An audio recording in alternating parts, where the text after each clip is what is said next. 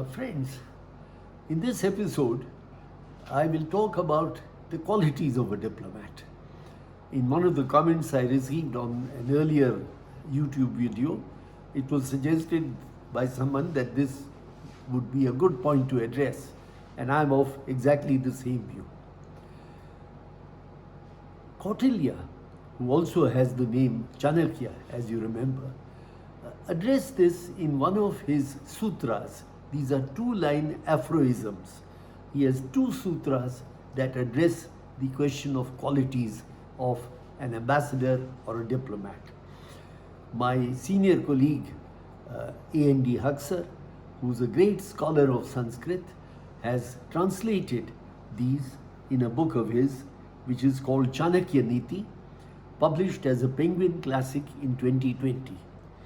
And the English translation reads, clever, schooled in observation, and in judging the mind of others, in speech precise and also wise, such should the king's ambassador be. And another sutra goes on to say, elegant and talkative person should be able to handle opposition, steadfast, speaking as instructed, such should the ambassador be. Harold Nicholson was once asked the same question about the qualities of a diplomat. And he said the four qualities that were important to him were truthfulness, precision, calmness, and modesty. So Nicholson then went on to say, but you will ask me, you have not spoken of intelligence, of ability, of perseverance, of hard work. He said, of course, I've taken all that for granted. So you see, a high value is put on things like precision, truthfulness, loyalty, and integrity. And you remember, I have talked about this earlier in previous episodes.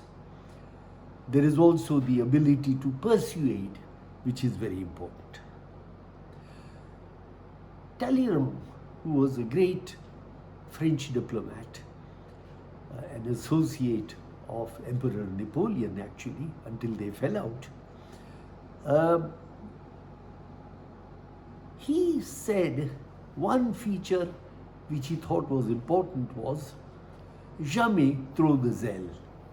That is to say, the diplomat should not be overzealous.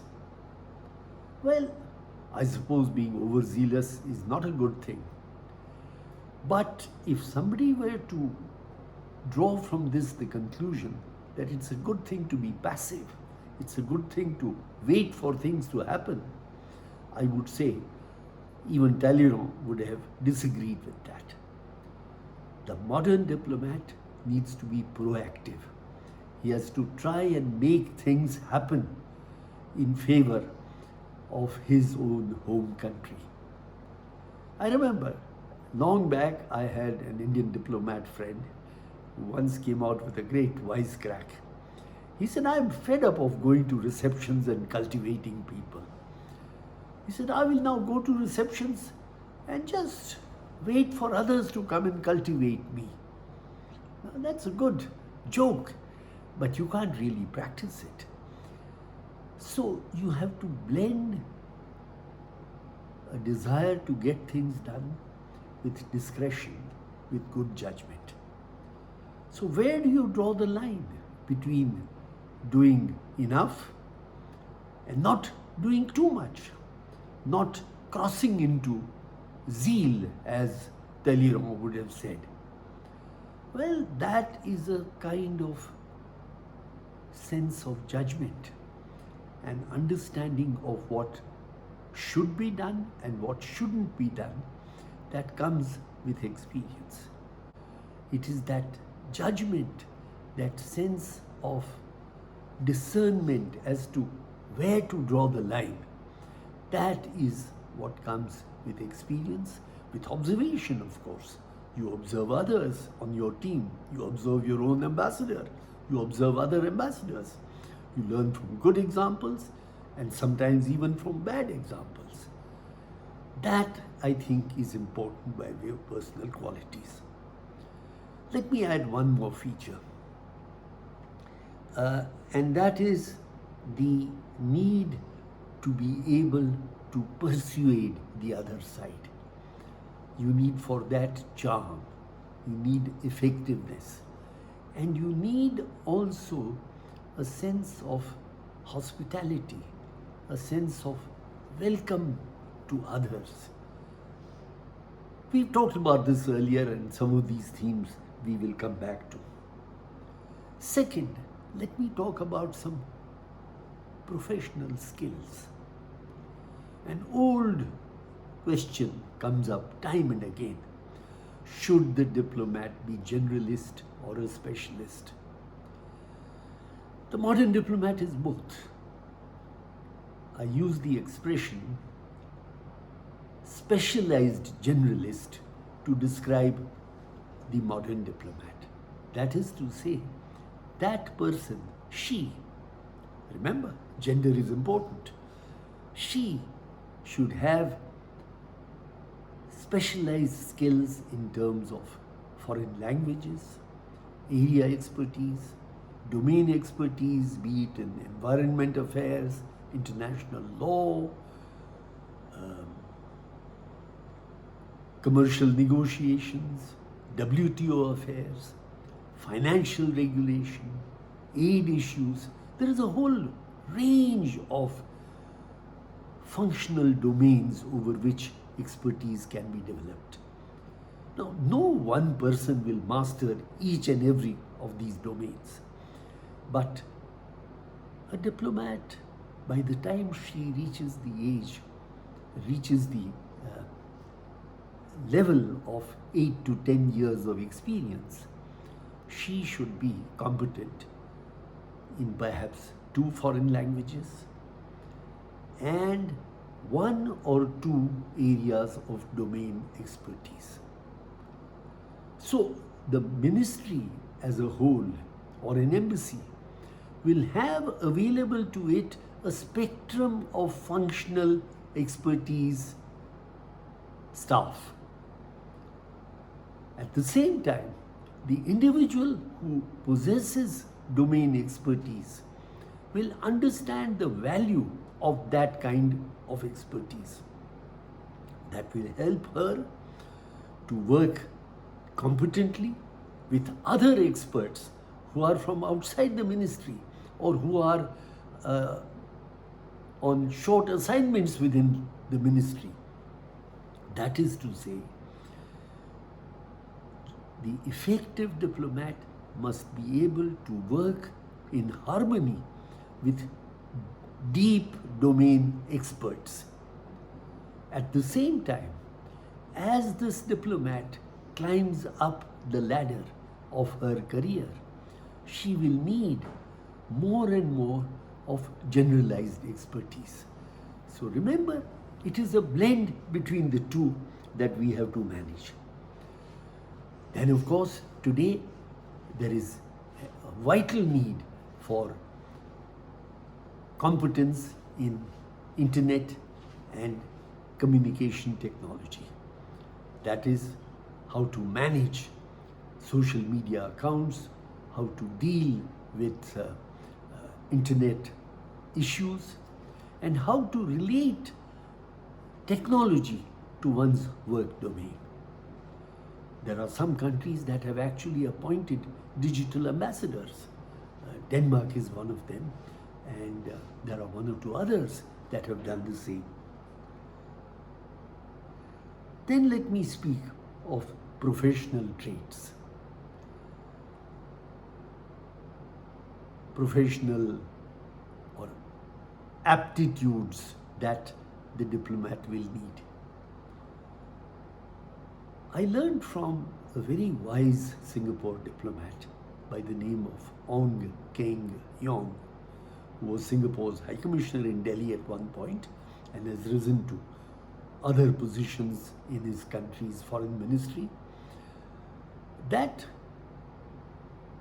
one should cultivate a cluster of effective friends of different nationalities to whom one is accessible, for whom one does things in the expectation that they in turn will also perhaps return the favor at some point. And I learned of this once when I visited him in his office on a Saturday morning. He was at that time the permanent secretary in the Ministry of Culture. He was also the Prime Minister's Foreign Affairs advisor, and he headed another of Singapore's quasi-official organizations. That's typical in Singapore. Top civil servants are given multiple jobs to do at the same time. They are made to work very hard. But you know how well they are paid? Every permanent secretary in a Singapore ministry gets an annual salary in the region of $1 million US. His minister gets a little more.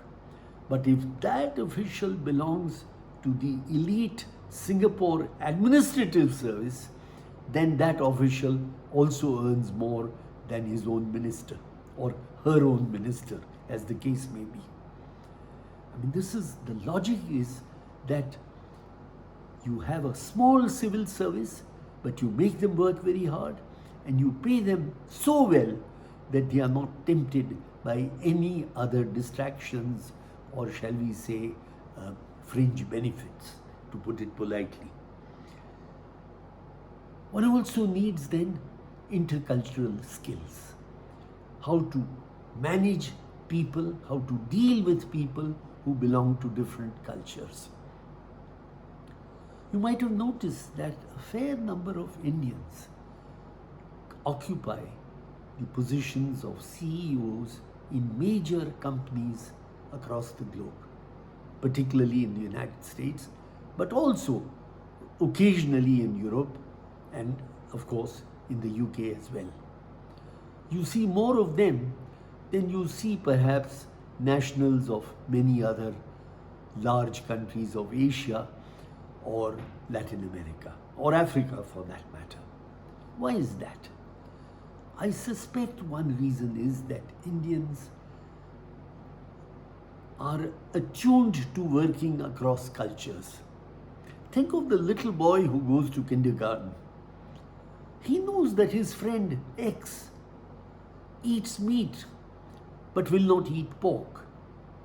And he has another friend who is a complete vegetarian. He won't eat any kind of meat but may take eggs. And there is a third friend who not only is a vegetarian but will also not eat garlic and onions. Now, these are the kind of food habits that we encounter in India all the time. So, every Indian is ipso facto aware of different cultures and learns to respect them, learns to work with them and find common ground in spite of differences, be they of religion, of language, of food habits, or whatever else. And that illustrates my larger point that one needs an ability to work across cultures, to be open to others without abandoning one's own roots. That is, of course, always essential. The effective diplomat, she or he, will also need to be accessible to all. If you can have an open door policy, quite literally, that is, anybody can come and see you if they wish, I think that would be a great thing. It also means discernment in one's social and personal contacts. This becomes a bit of a burden at times. What it means is that the diplomat, the ambassador in particular, should not carry a special group of personal friends, because that will cut across that person's credibility in the eyes of others. And who's going to watch the ambassador? More than anyone else, the diaspora. If you are a Portuguese diplomat or ambassador, you can be sure that all the Portuguese who live in that city, that capital, and maybe even that country, are going to keep a fairly close eye on the kind of person you are. And the same thing will apply to the Nigerian, to the Indonesian, or the Bangladeshi. So,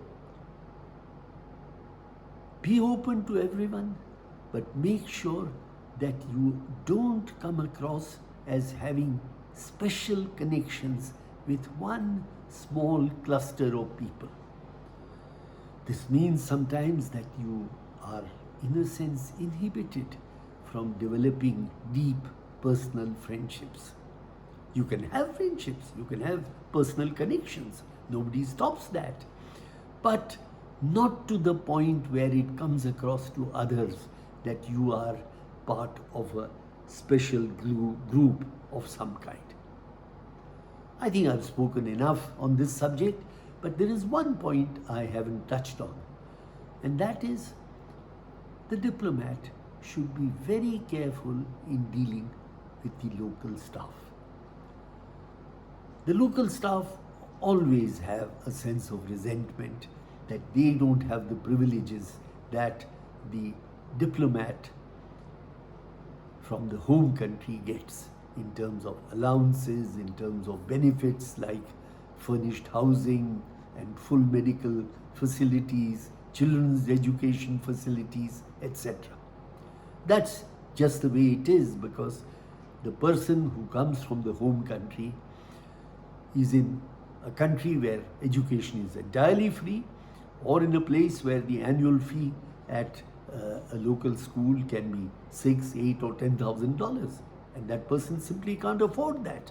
So housing or schooling has to be provided, as also furnished housing. But that gets away from my point, which is deal fairly with local staff and respect them. More than anything else, they want respect. If local staff are treated well, they will deliver wonderful work. Increasingly, foreign ministries around the world have come to realize that their local staff are vital assets in their work. They are not simply people who work as security guards or clerks or chauffeurs. More and more, they are given quasi-diplomatic positions, be it in public diplomacy affairs, be it in economic work, be it in gathering information, be it in contact building with, say, think tanks and academics and others. So more and more, local staff are used in quasi-diplomatic work. They can never be full-fledged diplomats, but they, in a sense, parallel diplomats. Last of all, have a sense of curiosity, a sense of fun. You know, one of my finest contacts established when I had left the service, I was a teacher.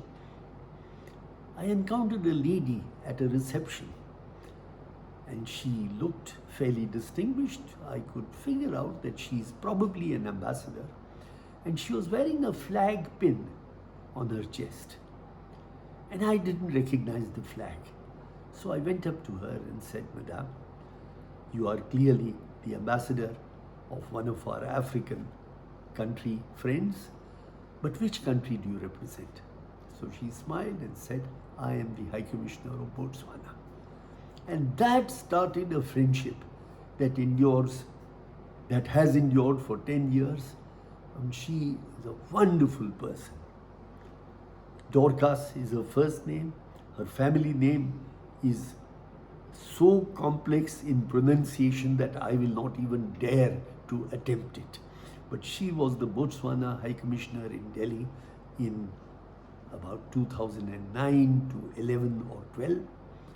She had a deputy by the name of Zenene Sinombe, again a brilliant young man who went on from Delhi to be the chief of protocol, then High Commissioner to South Africa, and is currently ambassador to Ethiopia.